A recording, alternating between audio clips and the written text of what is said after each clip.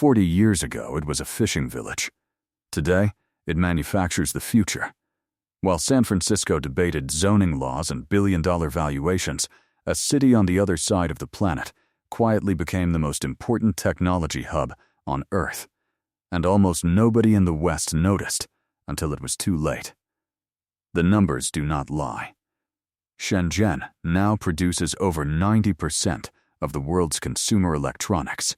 It is home to Huawei, DJI, Tencent, and Bide, 4 companies that now directly threaten American dominance in telecommunications, aerospace, social platforms, and electric vehicles. Meanwhile, San Francisco, the city that once defined the digital age, is watching its largest employers shrink their office footprints, its population decline for the 4th consecutive year, and its global influence quietly erode. Something shifted. Something massive. And the world barely registered the moment it happened. In this video, you will understand exactly how Shenzhen overtook Silicon Valley, not in theory, but in hardware, in speed, in manufacturing depth, and in geopolitical consequence. You will learn why the very infrastructure that made San Francisco powerful became the anchor that slowed it down. You will discover the one engineering decision made in Shenzhen in the early 2000s that no American city could replicate, even if it wanted to. And you will understand what it means for the rest of the world when the planet's technology capital moves from a democracy to a one-party state. We will get to that at the end. But first, cast your mind back to 1980. The Pearl River Delta in southern China was farmland and coastline. The city of Shenzhen did not exist in any meaningful form. Its registered population was roughly 30,000 people. It had no skyscrapers, no highways, no industrial zones. It had fishing boats, rice paddies, and a border crossing into British Hong Kong. That border crossing would become one of the most consequential geographic facts of the late 20th century.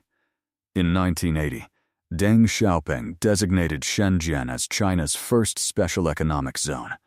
The rules were simple and radical. Foreign companies could invest. Factories could operate under market conditions. Labor was cheap, land was available, and the government would move at a speed that no Western bureaucracy could match. Within a decade, Shenzhen had a population of over 1 million people. Within 2 decades, it had 5 million. Today, the official population is 17.6 million, though estimates including unregistered workers push that figure past 20 million. For context, San Francisco has 815,000 people, but population was never the real story. The real story was what those people were building. In the 1990s, Shenzhen became the assembly floor of the world. Companies like Foxconn established their largest global campuses there. Nike, Apple, Sony, Dell, the brands on the products were Western, but the hands assembling them were in Shenzhen. The supply chains feeding them ran through Shenzhen. The component ecosystems, the resistors, the capacitors, the circuit boards, the display panels, were all within a 50-kilometer radius of the city center. This is the concept Western economists persistently underestimated. They called it low-cost manufacturing. They said it was temporary. They said China would move up the value chain and the assembly work would shift to Vietnam, Indonesia, Bangladesh. They were wrong. Because Shenzhen did not stay an assembly floor. It became a brain. By 2005, something had quietly changed inside the city. The engineers who had spent 15 years learning how to build other companies' products had begun building their own. The supply chain density that existed to serve foreign corporations was now being redirected. A new generation of Chinese founders, many of them educated in Shenzhen's own universities, some returning from abroad, began launching hardware companies at a pace Silicon Valley had never seen. Remember this moment, because what happened next is what the West still has not fully processed. In 2006, a company called DJI was founded in a Shenzhen dormitory.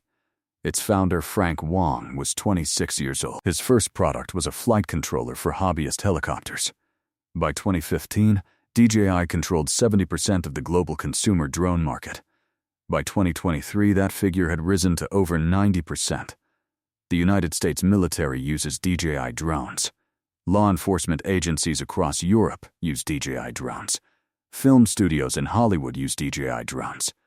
A company that did not exist in 2005 now controls the skies of the Western world, and it was built entirely in Shenzhen. That same year, 2006, Huawei began its first serious international expansion push. The company had been founded in Shenzhen in 1987 by a former military engineer named Ren Jiangfei, with a starting capital of roughly $21,000. By 2019, Huawei was the largest telecommunications equipment manufacturer on Earth, larger than Nokia, larger than Ericsson, larger than any American competitor. Washington noticed. And Washington panicked. The U.S. government placed Huawei on the Entity List in 2019. It restricted access to American semiconductors, American software, American components. The intention was to cripple the company. The result was something far more consequential. Huawei began building its own. This is the pattern that defines Shenzhen's rise and Silicon Valley's blind spot. Every time the West attempted to contain Chinese technology, it accelerated China's push towards self-sufficiency. Every sanction, every export control, every diplomatic restriction produced the same response: build it ourselves, faster, cheaper, and at scale. But here is where the story becomes truly uncomfortable. While Shenzhen was being stress-tested into self-reliance, San Francisco was moving in the opposite direction. Between 2019 and 2024, San Francisco lost more corporate headquarters than any other major American city. Oracle relocated to Texas. Hewlett-Packard Enterprise moved to Houston.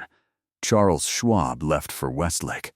Even within Silicon Valley's own ecosystem, the gravitational pull of San Francisco was weakening.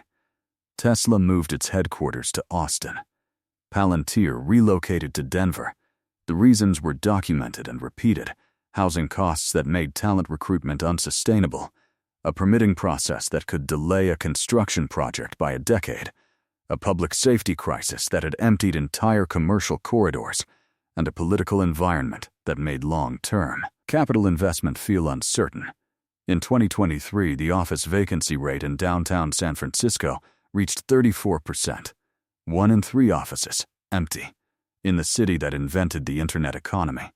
In that same year, Shenzhen was completing its second international airport terminal, expanding its metro system to 559 kilometers of track, the 4th longest urban rail network on Earth, and approving over 1,400 new technology company registrations per day. Now step back from the corporate data for a moment, because the real reason Shenzhen won is not the one most analysts discuss. It is not cheaper labor. It is not authoritarian speed. It is not government subsidies, though those played a role. The real reason Shenzhen won is physical. It is architectural. It is built into the concrete and steel of the city itself. Shenzhen constructed what engineers call a hardware ecosystem cluster. Within a single district, Huaqiangbei, you can source, prototype, test, iterate, and manufacture virtually any electronic component on Earth within 72 hours. A startup founder in Shenzhen can walk into one building and purchase 10,000 microcontrollers. Walk into the next building and commission a custom PCB. Walk into the next and find an injection molding supplier. Walk into the next and arrange sea freight to 47 countries. No city on Earth can replicate this. Not San Francisco. Not Tokyo. Not Munich. This density, this physical compression of an entire industrial supply chain into walkable urban space, took 30 years to build. It was not planned by a single government document. It evolved organically from the original, special economic zone conditions. And it now represents a structural advantage so deeply embedded that even if China's government changed tomorrow, the hardware ecosystem would persist. Silicon Valley was built on software. Software can be written anywhere. Software does not require a factory next door. Software does not require a precision machining shop 2 floors below the startup's office. The 21st century, it turns out, is not a software century. It is a hardware century. Electric vehicles, drones, satellites, robotics, semiconductors, batteries. Every defining technology of the next 30 years requires physical manufacturing at massive scale. And the city built for physical manufacturing at massive scale is not San Francisco. Remember the question from the beginning. What does it mean when the world's technology capital shifts from a democracy to a one-party state? We are now close enough to answer it. In 2024, China filed more international patents than any other country on Earth. For the 3rd consecutive year, Shenzhen-based companies accounted for a disproportionate share of those filings, particularly in 5G infrastructure, artificial intelligence hardware, and electric vehicle battery technology. The city that began as an assembly floor now generates more registered intellectual property per square kilometer than any city in the United States. The geopolitical implication is not abstract. When the infrastructure of the future, the physical layer beneath artificial intelligence, autonomous transport, global communications, is designed, patented, and manufactured in a city governed by a state with no independent judiciary, no free press, and no separation of party and corporate. Leadership.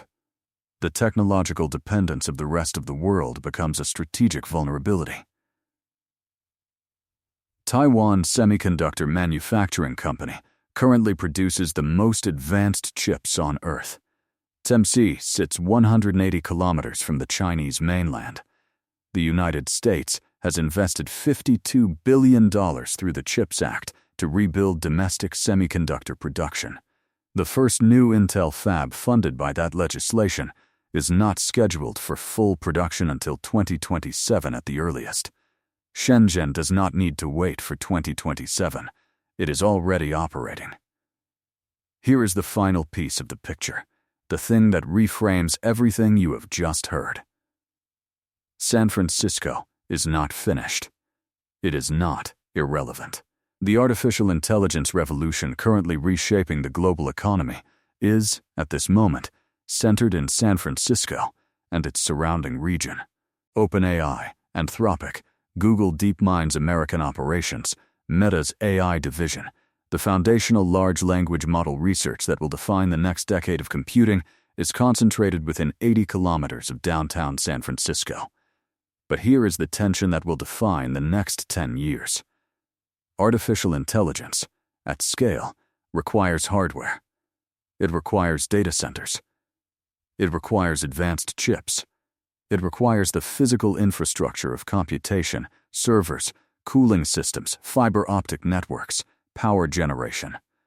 And the supply chain for all of that hardware runs directly through Shenzhen. The most powerful AI models in the world are being trained on chips designed in California, fabricated in Taiwan, assembled using components sourced from Shenzhen. America's artificial intelligence supremacy is, at this moment, physically dependent on the industrial ecosystem of its primary geopolitical competitor. That is not a software problem. That is not a policy problem. That is a geography problem. And geography, as Shenzhen proved across 4 decades, does not change quickly. Shenzhen did not replace Silicon Valley in a single dramatic moment. It replaced it gradually. One factory, one supply chain, one patent filing, one global market share percentage at a time. The West looked for a battle and missed a transformation. The city that began with fishing boats and rice paddies in 1980 now manufactures the physical layer of human civilization. And the city that once held that position is still debating what to do about its empty office buildings. The next video will examine the one technology where America still holds an insurmountable lead over China, and the extraordinary lengths Beijing is going to in order to close that gap before 2030. If this video changed how you see the global technology race, subscribe to the Global Build, new mega-project and geopolitical infrastructure videos every week, and leave your answer to this question in the comments. Is Shenzhen's rise a threat to your country, or an opportunity? And can any Western city realistically build what Shenzhen built, or is that window permanently closed? I will see you in the next one.